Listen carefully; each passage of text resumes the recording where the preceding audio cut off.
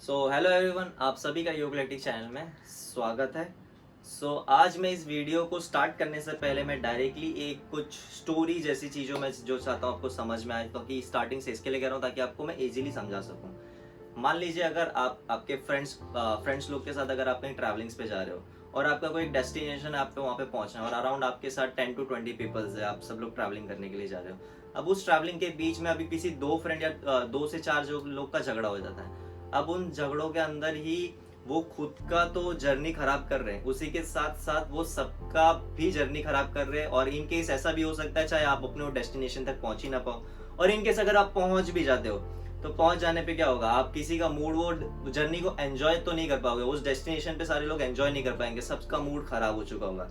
तो same as usual मैं भी आपको यही समझाना चाहता हूँ कि जब भी आप कोई एक पोस्चर से दूसरे पोस्चर पे कनेक्ट करने के लिए जाते हो तो आपका एक डेस्टिनेशन से आप दूसरे डेस्टिनेशन पे कनेक्ट करने जाते हो, और जो आपकी बीच का पार्ट है उसको वो एक जर्नी की तरह होती है।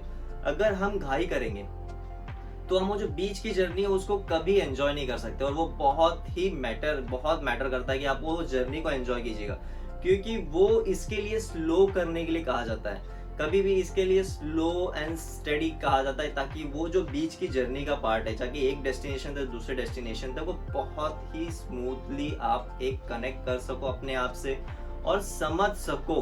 वो बहुत मैटर है। अगर मान लीजिए अगर मैं अपने हाथों को बहुत जोर से हिला रहा हूँ, आप खुद कोई घाई घाई में कर रहे हो, तो आप खुद सोचिए, अगर आप में एक पोस्चर से दूसरे, तो हम सिर्फ क्लास खत्म करने के लिए सीखते हैं, हम उसको कुछ भी बेनिफिशियल के नहीं सीखते। आज कितने ऐसे प्रैक्टिशनर है जो सालों से प्रैक्टिस कर रहे हैं बट उनको कोई बेनिफिट नहीं मिल रहा है। उसका कारण कहीं ना कहीं ये भी है कि वो क्लास में जाते तो हैं सीखने, बट वो कहीं ना कहीं कंपटीशन में, और क्लास सिर्फ खत्म करना है। आज तो ऐसा हो गया कि बस मैं बाहर जाना चाहता हूँ, मुझे फटाफट आके मेरा क्लास खत्म करना है कैसे भी करके, बस मैंने पैसे दिए तो मुझे मेरा क्लास खत्म करना है कैसे भी करके। अगर मैं खुद प्रैक्टिस करता हूँ तो मुझे ऑफिस जाना है तो फटाफट खत्म करना, ऐसा नहीं है। अगर आपके पास टाइम नहीं है तो आप उसको शॉर्ट पीरियड में कर दो, सिर्फ 2 से 4 ही आसन करो, बट प्रॉपर ही करो। उसको प्रॉपर करना बहुत इंपॉर्टेंट है। एक पार्ट से एक डेस्टिनेशन से दूसरे डेस्टिनेशन में जाना बहुत ही इंपॉर्टेंट है।